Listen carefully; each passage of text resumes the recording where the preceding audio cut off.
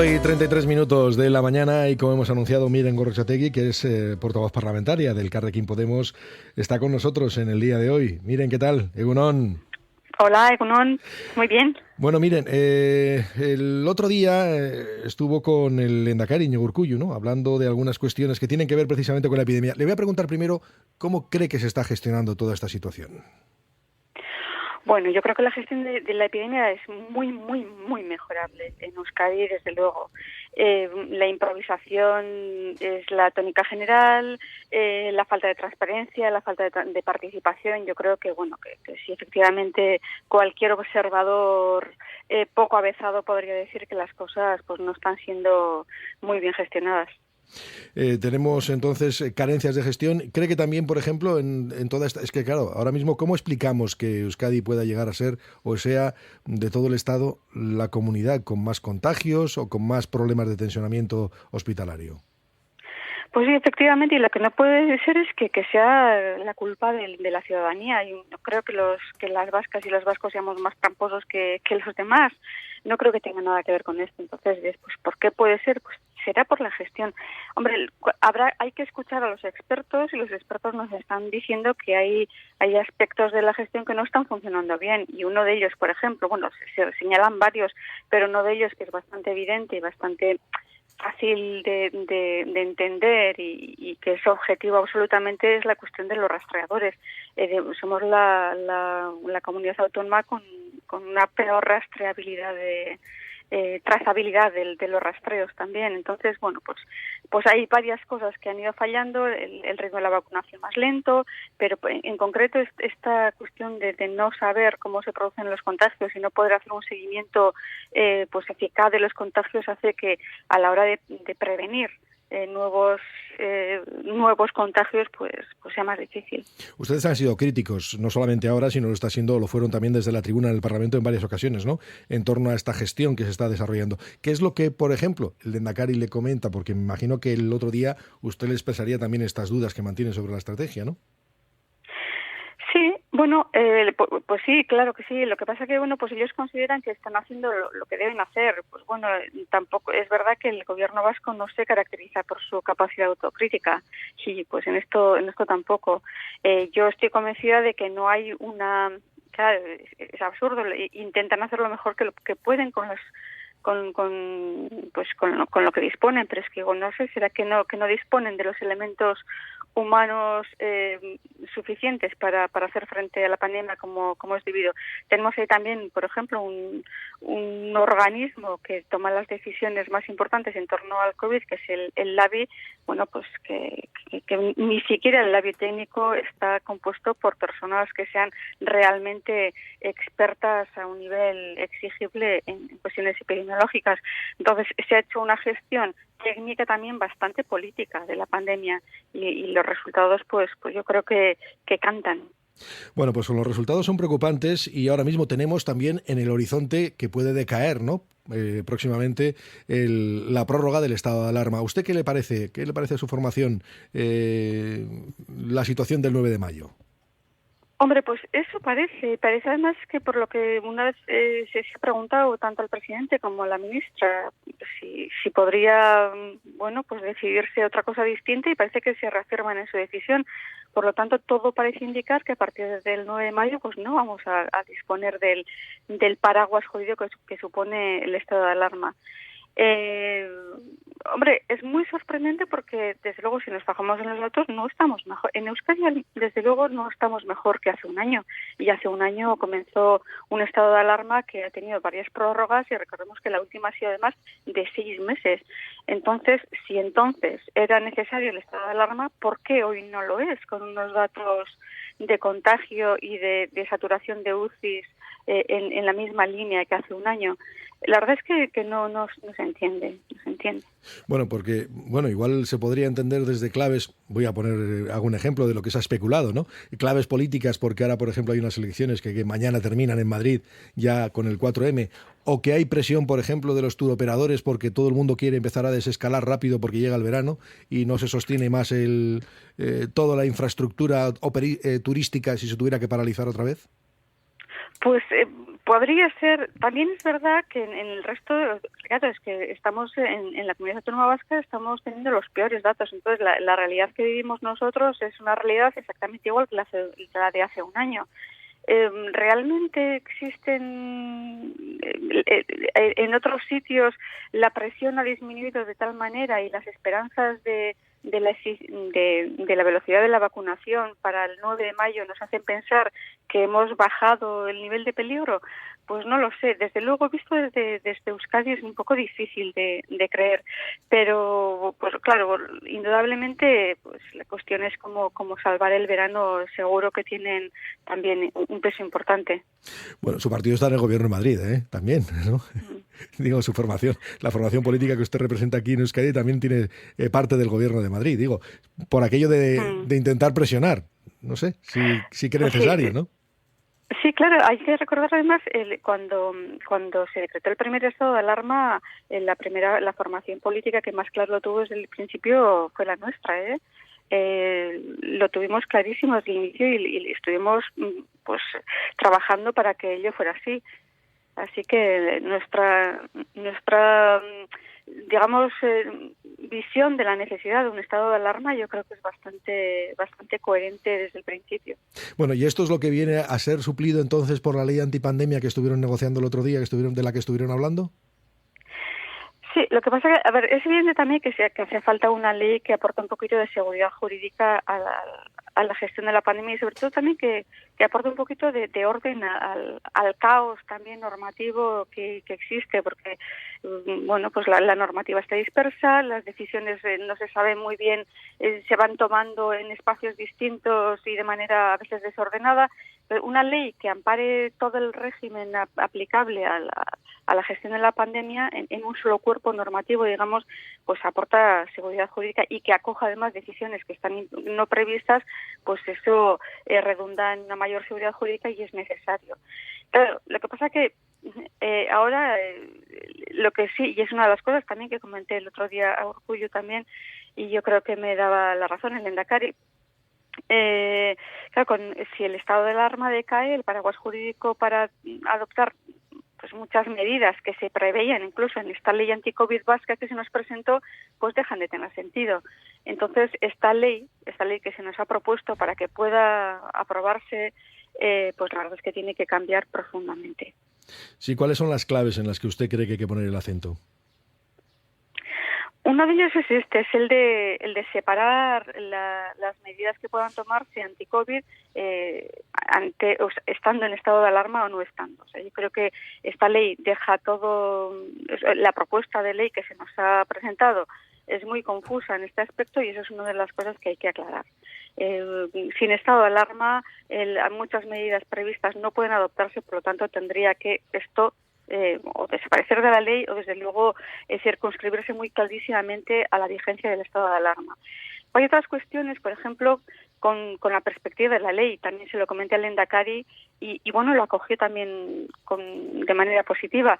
La perspectiva con la que se ha enfocado esta ley es una perspectiva muy de orden público, muy securitaria, y esto nos lleva también a un sentido muy punitivista, muy de castigo además a los ciudadanos por infringir las medidas restrictivas, cuando la perspectiva dominante tendría que ser la sociosanitaria. Esto es un problema sociosanitario y cuando una ley autonómica aborda la gestión de la pandemia tendría que hacerlo más en estos términos. También le dije que bueno, que era la ocasión para que se podía aprovechar de la ocasión para regular como es debido el organismo que encargado de tomar las decisiones principales en pandemia.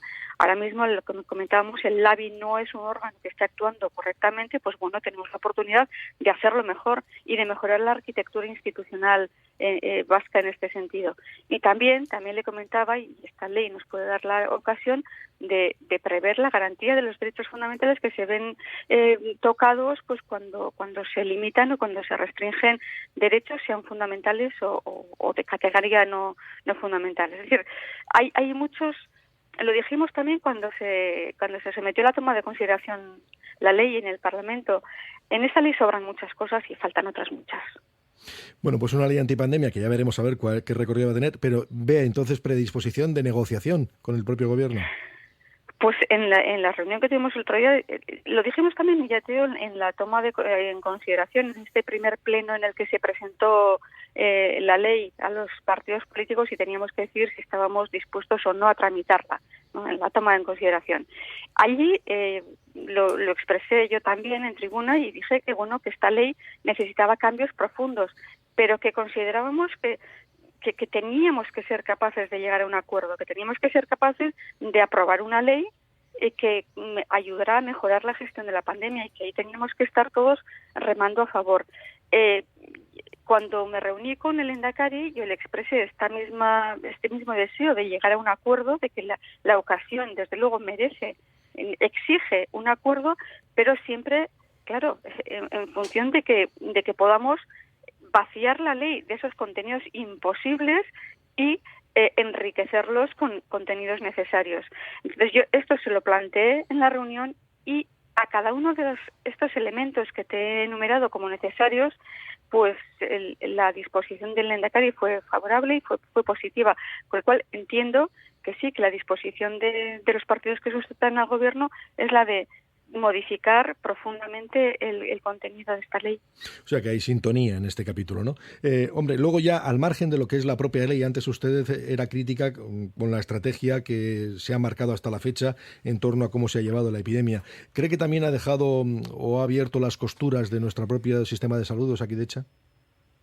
Yo creo que esto es evidente y esto también lo seguimos diciendo y precisamente el viernes pasado, en el último pleno de control, es también una de las preguntas que le hice al Lehendakari, y si pensaba tomar nota, y precisamente he visto que la gestión de la pandemia ha hecho estallar las costuras del sistema sanitario, a ver si pensaban tomar medidas especiales consistentes básicamente en reforzar la plantilla de Osakidetza, en acabar con la temporalidad y en apostar por una sanidad pública fuerte y capaz de hacer frente a situaciones como la que se nos han presentado. Una situación delicada, ¿no?, la que ahora mismo tiene nuestro sistema de salud, sobre todo porque la gran preocupación en toda esta pandemia ahora mismo es la tensión que hay en las propias unidades de cuidados intensivos, etcétera, ¿no?, en el tratamiento, con ambulatorios que están también en el aire a la hora de la atención, privada, o sea, privada, a las personas, al personal, etcétera, ¿no? Esa es la gran preocupación que tenemos ahora mismo. Claro, y además es que daba datos también el viernes pasado, es que la atención a la que están sometidas las UCIs, las ocupaciones, o sea, la gran ocupación hospitalaria es equiparable a la de la primera ola. Es exactamente, en algunos momentos está siendo incluso más las personas atendidas en UCI que las que fueron en la primera ola. Estamos igual.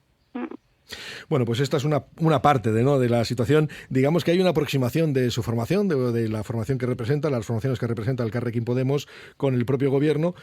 Un gobierno que también es verdad que ya se ha demostrado en otras ocasiones que no les necesita en cuanto a acción numérica, pero no estaría de más, ¿no?, el apelar a ese Auzolan del que tanto se habla, ¿no? Claro. Eso pasa también en presupuestos, a nivel, lo que tú decías, a nivel formal, a nivel numérico, el gobierno no nos necesita. Pero si no somos capaces de llegar a un acuerdo, si el gobierno no es capaz de llegar a un acuerdo en una cuestión como esta con el resto de las fuerzas, pues es un gobierno que demuestra muy poca capacidad de ampliar la base de su legitimidad, de legitimidad de su acción de gobierno. Y en una situación de pandemia en la que hay cuestiones que al margen de los intereses, desde luego de los intereses de los partidos, e incluso también al margen de cuestiones de fondo ideológicas, digamos, deberíamos estar de acuerdo, pues si ni siquiera en esas el gobierno es capaz de ensanchar esa base legitimadora, pues no estaría mostrándose un buen gobierno. Bueno, de todas formas, tenemos todavía legislatura por delante para ver cómo se hacen otros movimientos, porque usted habla de cuestiones ideológicas, las hay también, ¿no? Simplemente queda en el horizonte ese nuevo estatus en el que también su formación política, bueno, pues en la legislatura pasada sí que quiso participaba activamente, pero aquello está metido en un cajón, pero probablemente ese cajón se abra esta legislatura, ¿no? Pues se quedó en un cajón, sí, efectivamente, y la verdad es que se hizo un trabajo muy importante y compareció gente muy muy importante también en el Parlamento y se trabajó muchísimo en ese sentido y quedó en un cajón. Todo parece apuntar a que ese cajón se va a abrir. Bueno, pues cuando se abra nosotros estaremos dispuestos para seguir también empujando en ensanchar lo más posible ese acuerdo social que es necesario. Bueno, ahora lo que hemos comprobado aquí, por ejemplo, es el desarrollo de la política en Euskadi. ¿Qué le parece si lo contrapone o lo mira con respecto a lo que ha visto en las elecciones del 4M, en estas elecciones que van a tener lugar mañana en Madrid? Y creo que no te he entendido lo que me preguntas. Le voy a hacer la pregunta de otra manera. Si cree que hay un deterioro de la imagen pública y política, sobre todo si uno compara y mira, por ejemplo, lo que ha sucedido en Madrid, muy distinto a lo que sucede en Euskadi. Pero bueno, un deterioro en la política, que perjudica, embarrando absolutamente todo, ¿no? Bueno, lo que estamos viendo en Madrid es absolutamente penoso, efectivamente, sí. Pero entonces yo lo que sí espero es que esto que estamos viendo ayude a despertar las conciencias de la ciudadanía, que también permanece muchas veces dormida. Sobre todo, sabemos las estadísticas muestran que los barrios pues menos favorecidos son los que menos votan, y es porque tienen una menor confianza en la labor que puedan llevar a cabo los políticos. Durante muchísimos años han descubierto que la clase política no representa debidamente los intereses de las personas con menos privilegios, digamos. Y a veces este tipo de campañas tan broncas y cuando ves peligrar realmente ya no solo las decisiones más ordinarias y más superficiales, sino incluso el propio sistema democrático, yo espero que esto ayude también para agitar las conciencias de las personas que bueno, pues que últimamente han decidido no participar porque no se han visto representadas en sus intereses y acudan a votar. Y cuando la gente acude a votar, si la gente acude a votar en masa, la mayoría social no es de extrema derecha. Cuando habla de extrema derecha, mete todo lo que hay en la derecha, mete Partido Popular también, junto con Vox. El Partido Popular de Ayuso se está comportando como un partido de extrema derecha que quiere además gobernar con la extrema derecha, con las formas y con los principios y valores de la extrema derecha. ¿Podría ser un problema para Unidas Podemos el que no tuviera un buen resultado en Madrid, en la Comunidad de Madrid? Yo creo que sería, pero no para Unidas Podemos como formación, sería una mala noticia para la ciudadanía madrileña en general. Le decía lo de Unidas Podemos porque, claro, también ahí tienen su escisión, ¿no? Que está más Madrid, por ejemplo, ¿no? A la que las encuestas sí que le prevén un mejor resultado, ¿no? ¿No cree que tenía que haber habido entendimiento ahí? Ya sé que desde fuera aquí podemos decir cualquier cosa, evidentemente, ¿no? Otra cosa son las negociaciones en Madrid, pero ¿no cree que debería haber habido entendimiento? Sí, ojalá lo hubiera habido. Desde luego, en cuanto se lanzó la campaña, fue la propuesta que lanzó Pablo Iglesias, la de acudir conjuntamente, y bueno, pues se rechazó esa posibilidad, pero claro que hubiera sido una noticia estupenda, sí. Bueno, pues ahora ya veremos cuál es el resultado, ya veremos qué es lo que pasa. ¿Cree, por cierto, que es extrapolable lo que suceda este 4M a lo que pueda suceder, por ejemplo, en unas elecciones generales? No en términos exactos, pero sí es verdad que lo que pasa en Madrid luego se traslada, sobre todo porque depende de lo que pase, puede dibujar la posibilidad, un escenario posible de gobierno, que pueda ser de extrema derecha o que pueda ser de alianza de las izquierdas. Entonces, aunque no sea exactamente la misma situación en todas partes, pero cuando dibujas un horizonte de posibilidad, luego es más fácil que se replique en otros lugares. Y Madrid, pues es Madrid, no es cualquier lugar y es el espejo en el que pueden mirarse muchos otros territorios. Por eso lo que pasa en Madrid, desde luego, puede ser extrapolable, aunque no sea en términos sociológicos necesariamente, sí en términos, lo que te decía, de vislumbrar un horizonte posible que pueda ser replicado en otros lugares. No, sí que es cierto que luego hay diferencias, ¿no? Hay notables diferencias. Euskadi es una de ellas, Cataluña es otra, por ejemplo, ¿no? A la vista de que ni siquiera los partidos, o para algunos de los partidos que allí tienen gran protagonismo, aquí pues son partidos que, por decirlo de alguna manera, están orillados, ¿no? Son secundarios, ¿no? A la hora de tomar decisiones. Sí. Es la importancia numérica, y no solo eso, yo creo que incluso también los propios dirigentes, quiero creer que los propios dirigentes de estas formaciones no actúan de igual manera en todos los territorios, porque la sociología a la que pertenecen sus votantes pues es distinta. Entonces no es exactamente lo mismo, y por eso es difícil pensar que pudiera replicarse ese modelo exactamente igual. pero lo que, por una parte, lo que digo, eso se vislumbra como horizonte de posibilidad, y luego además lo que pasa en el resto de las comunidades autónomas, no podemos pensar que somos islas que actuamos al margen de todo lo que pasa en todas partes. Nos afecta hasta lo que pasa en Francia, nos afecta lo que pasa en Estados Unidos, nos afecta lo que pasa en todas partes. ¿Cómo no nos va a afectar lo que pasa en la comunidad autónoma de al lado? Bueno, estamos tan pendientes que lógicamente algo nos afectará cuando preguntamos por ello, ¿no?